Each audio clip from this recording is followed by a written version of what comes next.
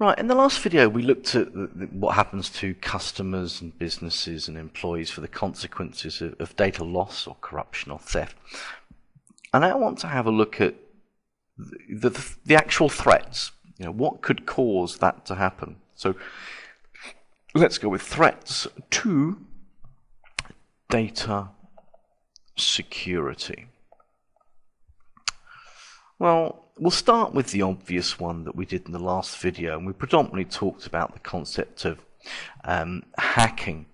And hacking is really where, how can I put it? It's normally a person that accesses a computer network. Okay? They access a computer network, and I think most of the time what they're looking to do is, well, not most of the time. I mean, hacking is just accessing a computer network, and we've covered this really before in the computer. I put CMU, the Computer Misuse CMA even Act, Computer Misuse Act. So we've been through that video before, but that's I suppose the threat that most people will think of when it comes to data security. People are going to hack in and steal my data, and of course it is a valid threat. Normally, it's actually done internally. It's only the high-profile ones you hear. People like Anonymous and LolSec and people like that. They're the high profiles we hear about. Most hacking is done by, like you at school, you hack into other people's user area by guessing their passwords. And that's kind of most hacking. But, it is a threat to the data that you have. If someone gets into somewhere they're not supposed to be, because they are unauthorized, they're looking to potentially maybe cause damage, copy things, steal stuff, whatever. We don't know what they're going to do. People have different motivations for doing hacking.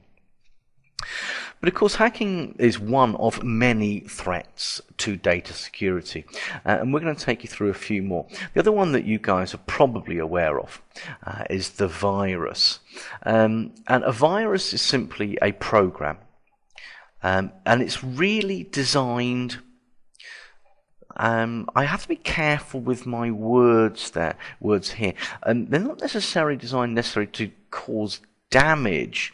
I think I'll choose the word disruption is perhaps a better word. I mean, some viruses can be designed, of course, to delete and wipe hard drives. Some viruses can be designed just to make your screen go all shaky and just to be annoying more than anything else.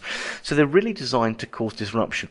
But the key thing about a virus, just like when you get a cold at school, the whole thing is that you sneeze and you pass the virus on. So designed to cause disruption, and they are designed often to, what we say, replicate themselves.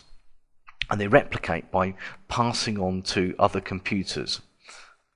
Pass on to others. And it's called a virus because it acts in exactly the same way as a virus does in a human being, the flu virus, etc. The whole point, they're contagious. And that's what a virus is designed to do.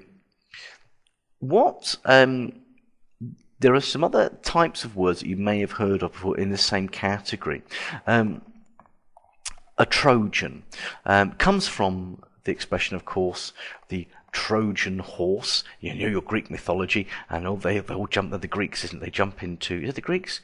I can't remember which way around it is now, actually, the Romans or the Greeks. Is it the Greeks that get into the horse, the Trojan horse, and they wheel them in, and then they attack all of the Romans, I think it was, when they were inside.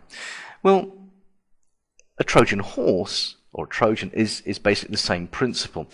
Sometimes when you're online, it'll say, maybe you'll get a message saying, update required. And you're thinking, okay. And normally you don't even think, do you? Just click that button that says okay. Because it looks as though it's something that needs to be done. And then when you press OK, it'll install a program on your computer that allows someone to perhaps remotely access your machine. And if they can remotely access your machine, they can copy files, they can take details of your own personal data, something along those lines. So the Trojan is basically the same principle as the Trojan horse. It looks like it's something that you need, but what you actually do is installing a piece of software on your computer that enables somebody else to take advantage of being inside your computer. And so it might be stealing files, it may be stealing your personal data. I don't really know. Okay. Other words that you may have heard of before. The next one, a worm. Okay, not the thing you find in the garden.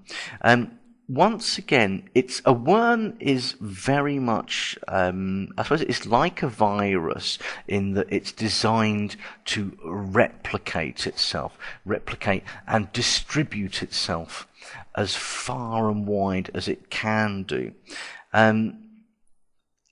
What it will do, it doesn't, with a virus needs to attach itself to another program. So viruses infect programs, okay, such as maybe Internet Explorer, something like that, or Microsoft Word, wherever it's going to be. But a worm, if you like, is what we refer to as almost like a standalone.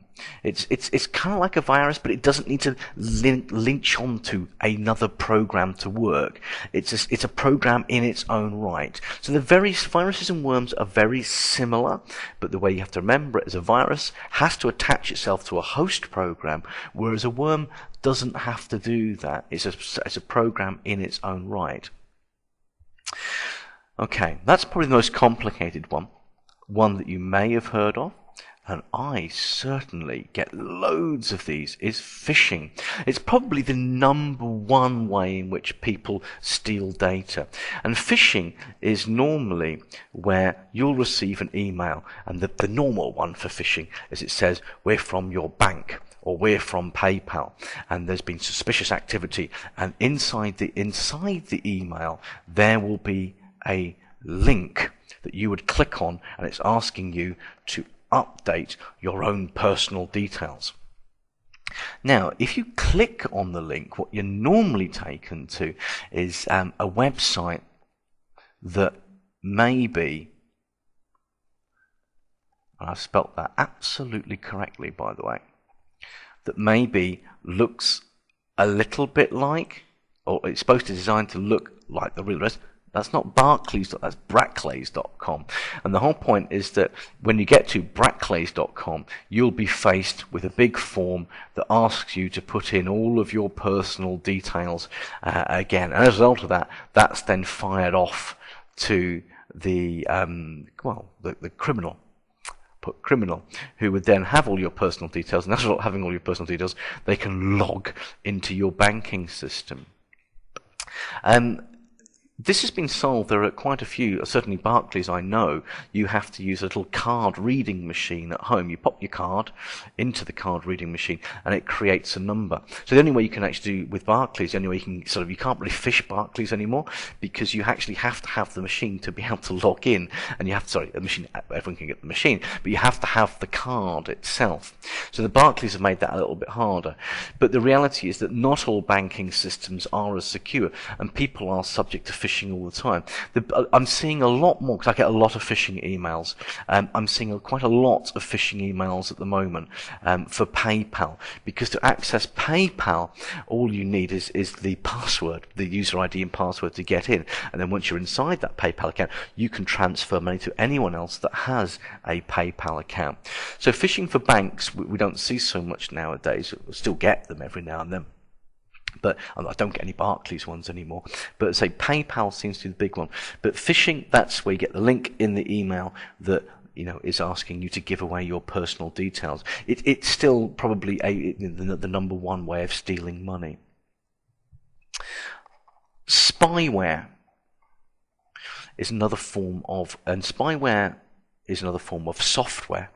Or in other words, it is a program. And what it is a program that's designed, if you like, to collect data from you. And it's really the classic spyware is someone installs a keylogger on your machine. So if you think about it logically, if you go www.paypal.com, the next thing that you may well do is type in your user ID, and the next thing that you do is type in your password. If somebody has installed keylogging software onto the machine that you're using, what that will do is that the keylogger constantly generates a text file, and that of course could be emailed to the criminal, Or they may, because a keylogger doesn't actually have to be software. A keylogger can actually be a piece of hardware. Often you need to sometimes, if you're using public computers, check there isn't a little device between the USB of the keyboard and the USB slot of the actual computer. Because you can Google keylogger. There's plenty of them around. I'm not encouraging you to put these on mum and dad's computers to find out their passwords to thing or anything like that. That would be very wrong. But the classic spyware, as I said, is going to be the keylogger.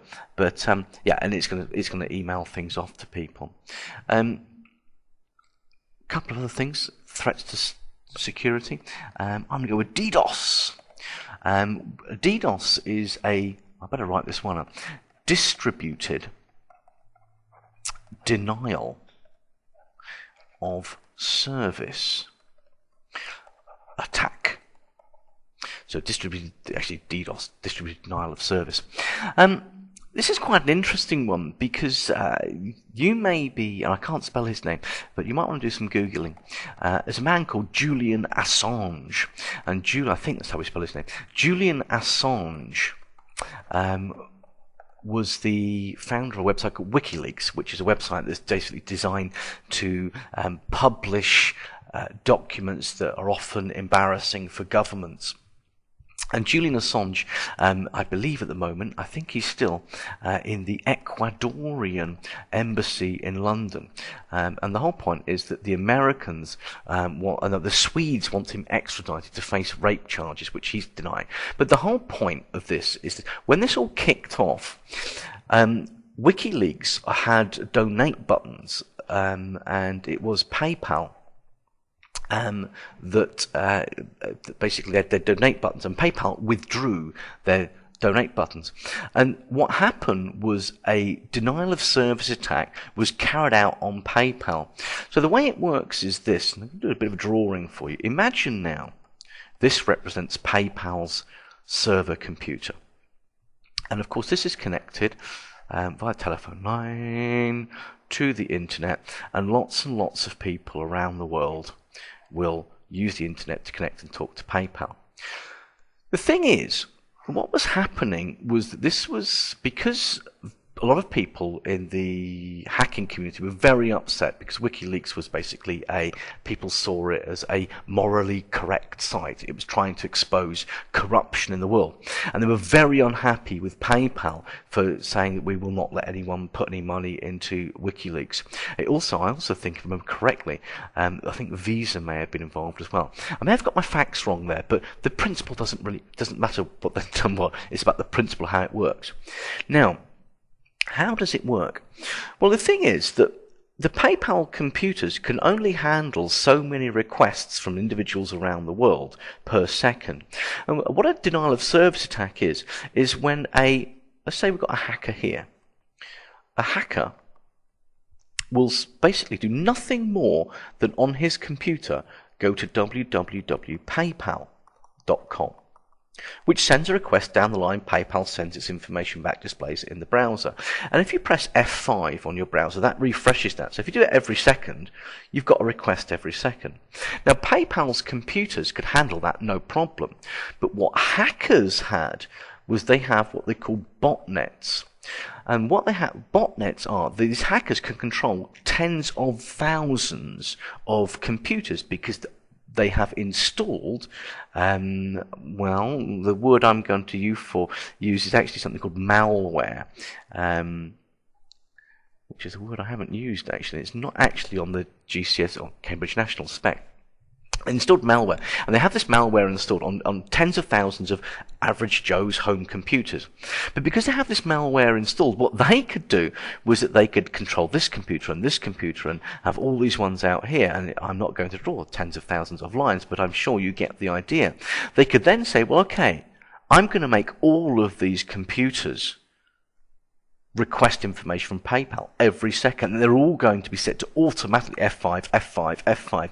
And eventually what happens is PayPal's server here simply says, I can't handle the number of requests. I can't handle the requests. So what happens is on the screen here, you get basically a rejection message, and it can't be displayed. So the whole point is that if I'm here and I'm not part of a botnet and I want to go to PayPal, I will get a message saying can't handle your requests. And that was how a denial of service attack works. You basically bring down the web server because it becomes overloaded with requests. And some companies are the best one ever was a self-inflicted denial of service attack. It's absolutely true. You may be aware of this website, www.ebuyer.com, and they ran this huge sale one day where every sort of hour or so, for a price of £1, you could buy like 42-inch flat screen TVs. And so many people learnt about it via Twitter that everybody was trying to access it. So there wasn't a denial of service attack, but so many people were doing it that it acted as a denial of service attack. So, and I was there, I was one of them. We were going F5, F5, and we could never get through, and we got nothing. And it was just a self-inflicted denial of service. The final one that I want to talk about is perhaps the most obvious one in some ways, and that's just theft. And what we mean by that is just someone coming in and nicking your computer. Obvious, really, isn't it? If you think about it logically, what tends to happen is that it's not just the computer. Memory sticks will often contain data that's of value. External hard drives can contain data that's of value. And it's not just theft either, it can simply just be loss. There are plenty of stories of members of the Ministry of Defence leaving their laptops on the back of cabs and stuff like that. So it's, a threat to your data security is just sometimes theft, and sometimes it's just the stupidity of people that are carrying around portable devices that have got valuable data on them. That's pretty much it. I'm not going to flip back through this because, as you know, we often lose the annotation. So if you want to go back through this video, you're going to have to use those fast forward and rewind commands on the bottom of this window.